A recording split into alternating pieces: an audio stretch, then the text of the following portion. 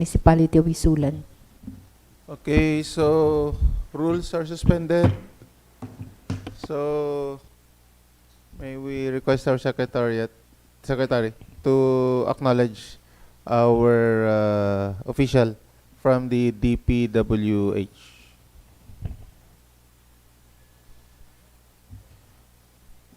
So, Your Honor, we have the presence of our visitors from the DPWH, Sultan Kudarat First Engineering District. We have engineer, skilled Waysen de Vera, Yep. Engineer 2, and Engineer Nida Mama Angeles.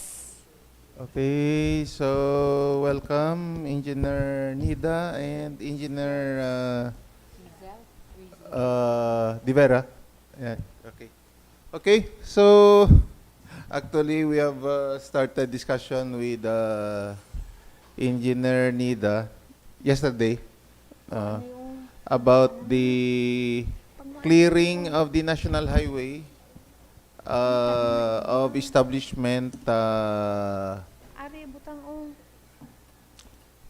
who put up stalls in connection with the Hamongaya Festival. So we also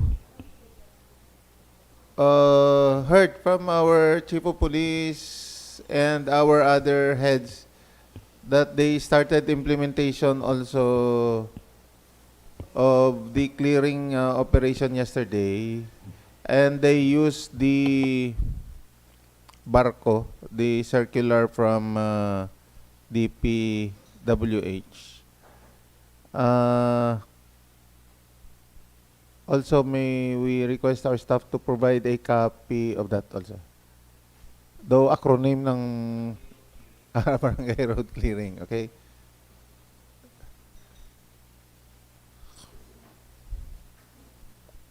Okay. So, we have the presence of Miss Kim Laguda also.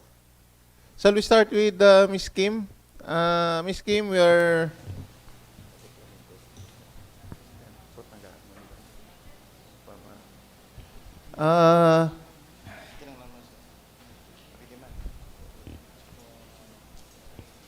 can you give microphone to Miss Kim?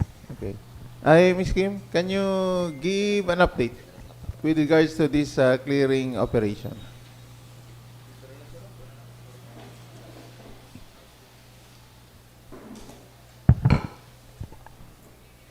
Good afternoon to the members of the Sanggunian, most especially to our presiding officer, Honorable Attorney Arnold Armada.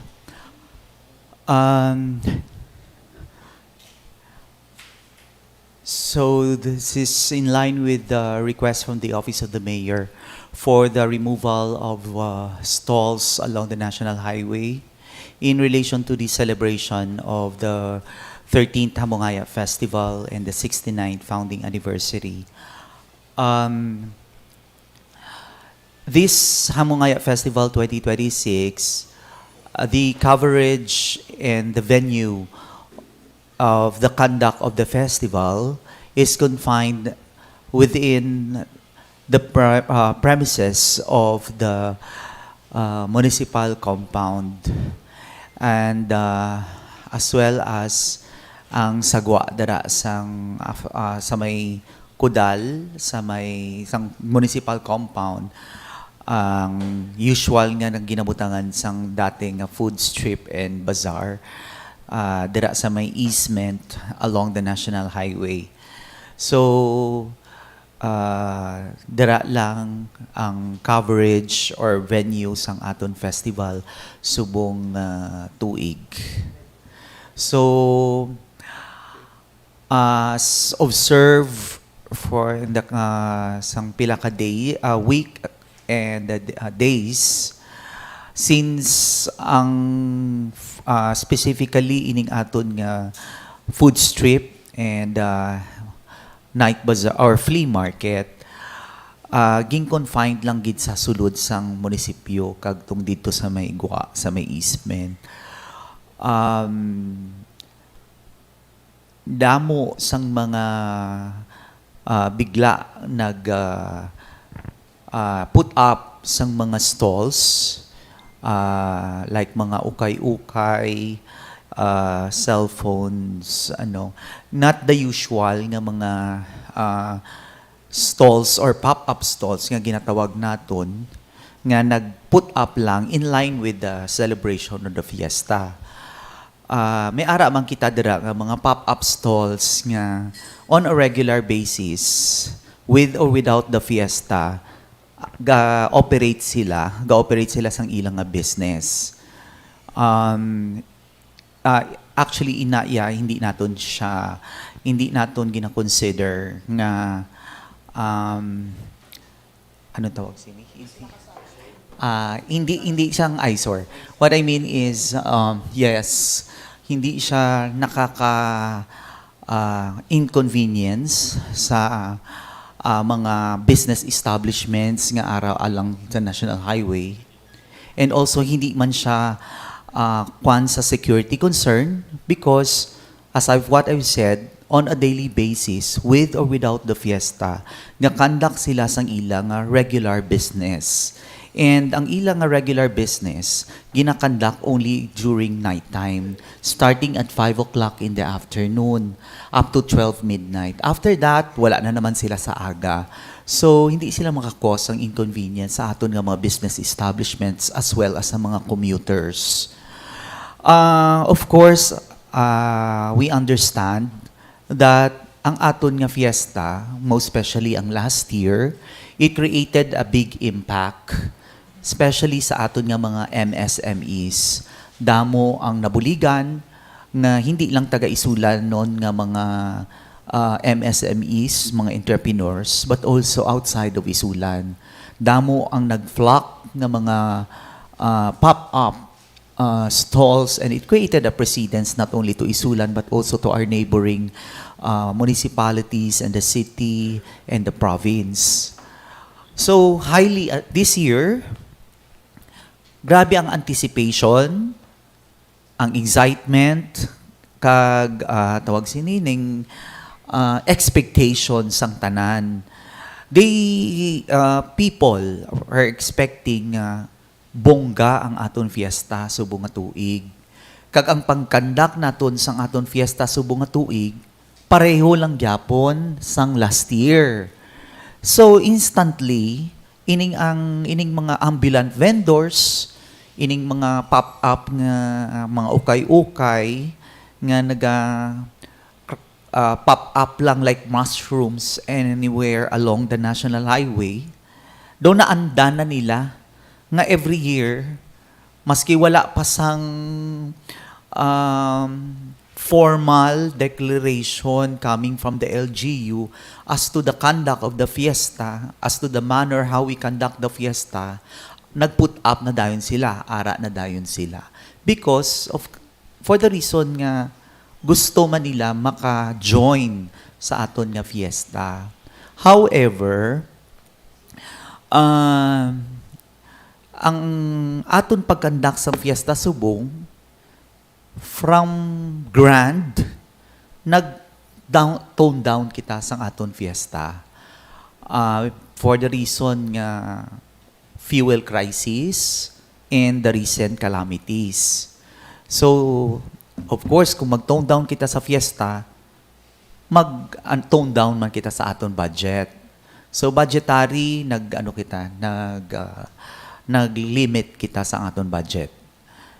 So, in effect, isa ka pinakadako nga makakuan sa budget sa fiesta is the security. Last year, dako ang nagasto naton sa security. And the longer we hold our fiesta and the more activities or events we hold the fiesta, the more cost it will entail. So, ang subong, ging limit lang naton within the premises sang munisipyo para gamay lang ang augmentation sang aton security in time sang aton fiesta. Kag in effect mag-lessen man ang gastos naton sa sa mga security personnel naton. So kung of course hindi ba naton pwede hambalon nga pabayaan lang naton atong mga nagapwesto dito outside sa premises ang aton nga fiesta nga hindi na naton i-consider ang security nila, mapilitan gid kita nga i-secure gyapon inang mga pop-up stalls nga nagbutang Yes. dira. Okay. Security expenses. Any other reason? Security also. Not only the security expenses, but security per se. Of course, ang mag-traverse dira bala nga mga intersections, kinahanglan gid naton gyapon i-secure. So budlay abi malutsan kita, no, hindi, we cannot compromise the security of our festival goers, and most especially nga nami naliwat ang aton nga fiesta. The festival goers naka-feel sila nga peaceful, safe magpamiesta sa ISULAN since last year. Of course, we all know nga previous years ara pa ang stigma sang mga nagkalatabo sang una in terms of peace and order during the conduct of the fiesta. Now, we have revived, we have kumbaga na naibalik na naton ang confidence sang mga festival goers nga mag-join sang Mongaya Festival kay they feel safe. So first and foremost, again, it's the safety of everyone. Okay. Any comment from the other members?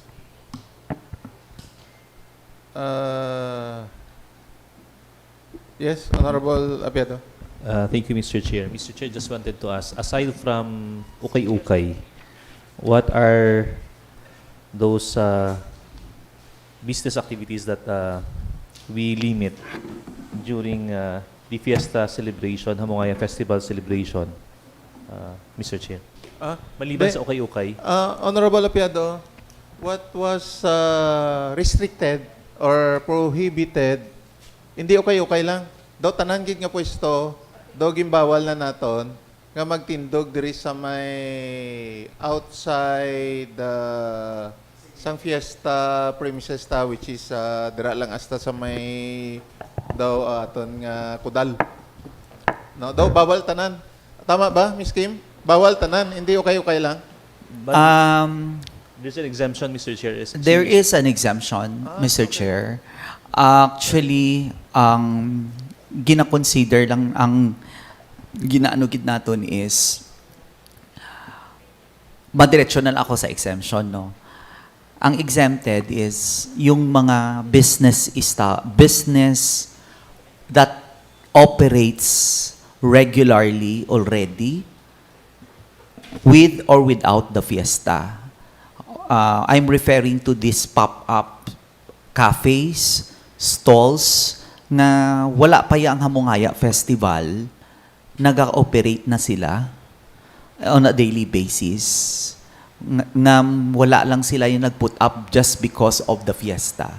That's what ginamin ko, Mr. Chair. Okay. Ay, Honorable Apiado, can you proceed with your follow-up question, Mr. Chair. If, how about, for example, halimbawa, an ukay-ukay existed prior to Hamongaya and they will operate regularly?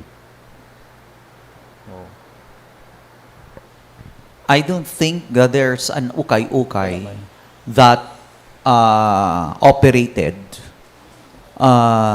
Ging intention gid ba lang nga ma-operate siya da, mag-pop up siya da sang gabi on a regular basis. So far, based on our monitoring, prior to our planning of the fiesta, wala pa man sang ukay-ukay that time. All we can see in the National Highway are the pop-up cafes and stalls nga nag-ooperate dira. Nga dugay na. And not for the reason nga may gapadulong ang Hamongaya Festival.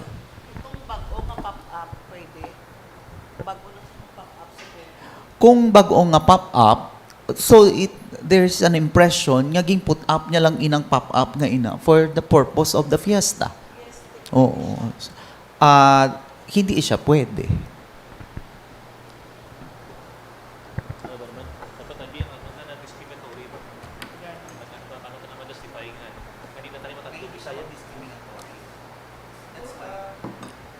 Yes, Attorney Mac, our legal officer. Hello, good afternoon sa tanan. So, kainaaga no, na patawag namon ang members sining supposedly ning barko.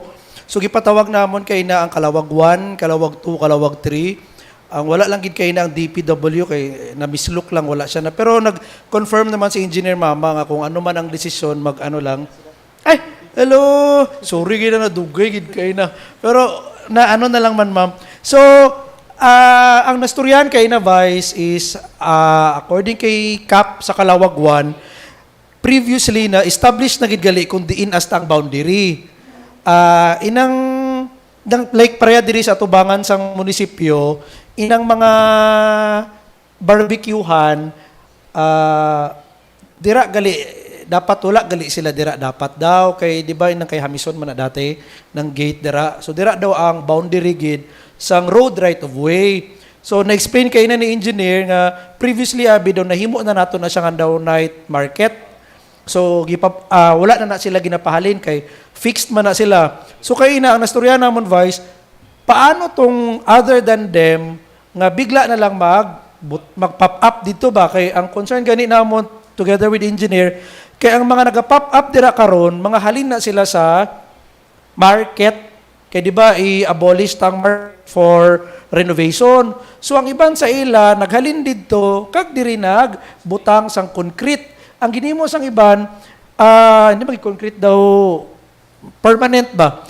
Nagrent na sila dira sa mga tindahan nga pwede sila mag-put up. It's just so happen na ang ila pag-put up na-cover pod ang road right of way. So kay na Vice na storyahan namon sa kapitan, siyempre hindi man nga palinon lang. So ang ilang nga suggestion kung pwede daw tani, maka-provide kita sang area kung diin sila mabutang. So kay na may mga suggestions na kung pwede buligan kami ni Miss Kim na ang una nang dira gani sa atubangan sang Central Plaza. So nga kailangan daw kay para dito anay sila ibalhin temporary. And then, with the support man po sang police, kag sang Bureau of Fire, pag nabutang na sila tanan sa designated area, and then may mag-pop up gyapon dito sa mga bawal, willing man daw sila to help the barangay nga every day sila magpahalin sa mga tao. Pero ang gusto lang gid nila Vice, tani may matagaan sang isa nga area nga tanan ibutang anay didto, i-inform sila, i-explain sa ila kag mapatawag ba para hindi gani sa arbitrary nga bigla na lang palinon amo na. So okay po tong suggestion ni engineer nga tanan nga mga establishment nga nakaya patindog na dito ipatawag anay before kami magpahalin ba, ipatawag, explain sa ila nga ma'am bawal ni diri sa inyo, bawal ni nga mo ni, bawal nga mo na may nakita kami nga area, pwede ka mo dito magbalhin. Kay hindi pod namon gusto together with the barangay captain na bigla na lang maglakat dito kag pahalinon ba, tagaan na sila sang due notice nga pahalinon. Tapos si Kalawag 2 kag si Kalawag 3 medyo against, sabi sila nga pahalinon gito mga vendor ng mga gabaligya sang balot, gabaligya sang mani, ilan abi na nga panginabuhian. As long man lang siguro nga hindi nagadisturbo, hindi na lang daw. Tapos Vice, insert ko na lang about yun sa tong ticket, kay cash ticket, in fairness po sa ila, nag-decide na lang sila nga hindi na lang anay maghatag sang cash ticket for the duration of the fiesta. Kay di ba sa sulod dire, hindi man tamaningil. libre man, sagwa, libre pod. So, daw unfair daw dito sa mga naga-pop up lang na nga adire, libre, and then sila dito sa Gwa, sukton. So si Kalawag 3, di ba, na-approve ta itong ila ordinance, nag-okay man siya. Sige, attorney, for the whole duration of the fiesta, hindi manukot sang cash ticket. So, amo na to, Vice, in relation sinang barko, gistorya ko po si MLGOO, kay pending sang ordinance, pwede na ba namon magamit ang ilang memorandum circular para lang magpahalin ba? So, ambal niya, oo man daw, kag may ginhatag siya sa ako na Memorandum Circular number 2020-145, atong continuation of road clearing. So, pwede daw namon ni gamiton kag ang himuon ninyo nga ordinance. Pero while waiting for your ordinance, ini daw anay amon gamiton. And another thing, pero ba ko nalipatan? Another thing, ang gina-requesta ni nila, Vice, if maka-create ba sang committee, kung sino to task force nga kung sino ang para mapakita nila daw, Vice, ba nga kami ang kasali sa task force nga authorized nga maglimpyo. Sige. Attorney Mac, would it suffice nga ang resolution namon we will be adopting the barko and the other circular? For the resolution, Vice, okay. Pero kay inabi ang bal ni MLGOO, one of the requirements kidabi is the ordinance. May penal provision. Yes. So, Okay. Honorable Piado. Mr. Chair, since there is a suggestion that it will be in the form of an ordinance, and as suggested by Attorney Marco, that we need to conduct a consultation, a public hearing with the affected... Oo. Dahil lang. Hindi tayo i-mix up, kid. No? With the request nga dapat ordinance siya, ining barko or road clearing, so we need to conduct a public hearing. So what we can do right now is to refer this to the committee and for the committee to conduct Yes, sir. public hearing for the week. Maybe we can pass this as an ordinance by Monday. Okay, the fastest that we can. Okay? Now, let's go to your creation of the task force, Attorney Mac. The task force that will enforce the barko and that particular circular,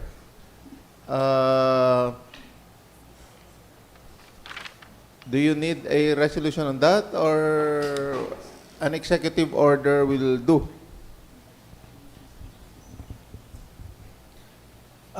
kung pwede po siguro resolution, Vice, kay ang DP, kay binasturyahan, ma'am, pag national road daw, dapat ara gido ang DP pag implement nga mapahalin sila.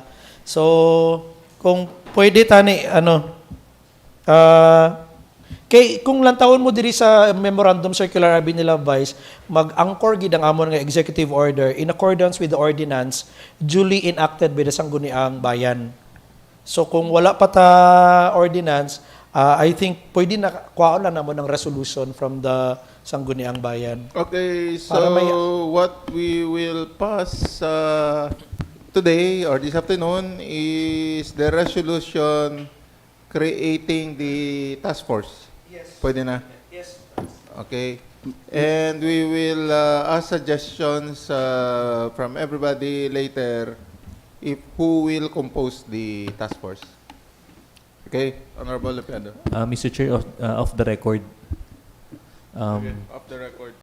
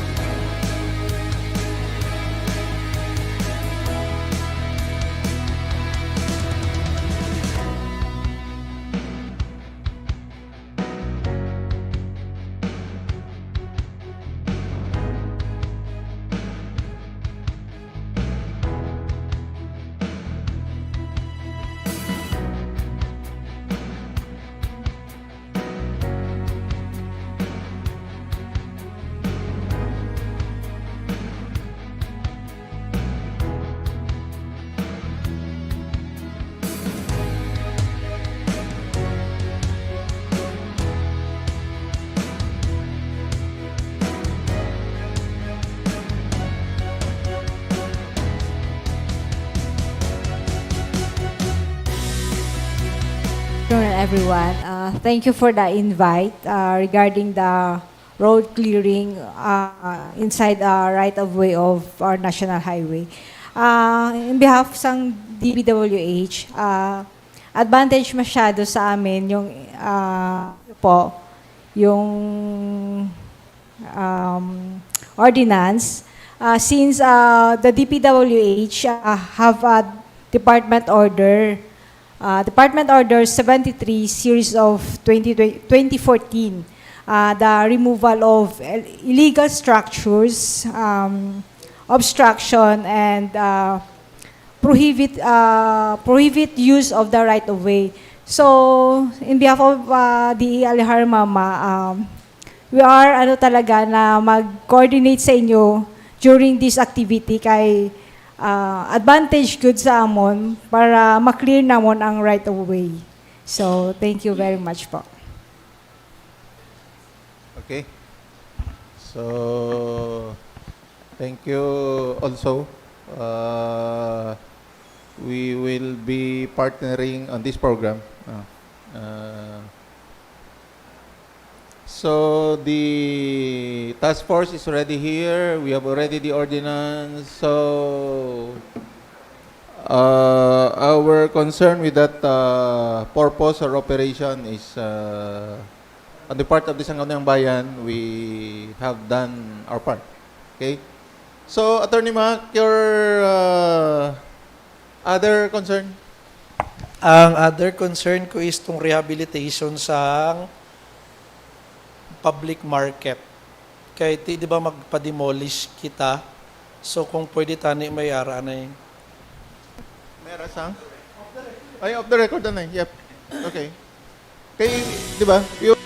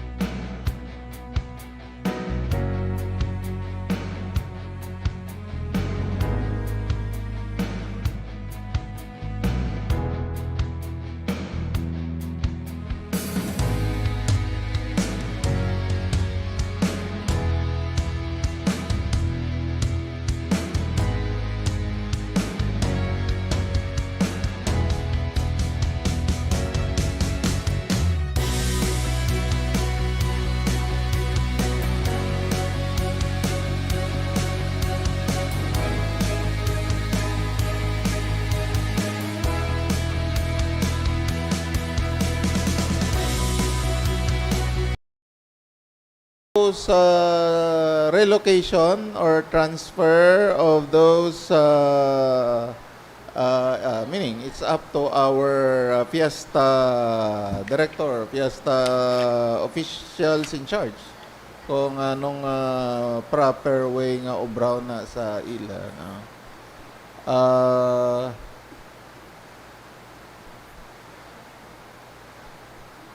Okay, so rules are restored. So from the other members, any other concern? If there's none, then session adjourned.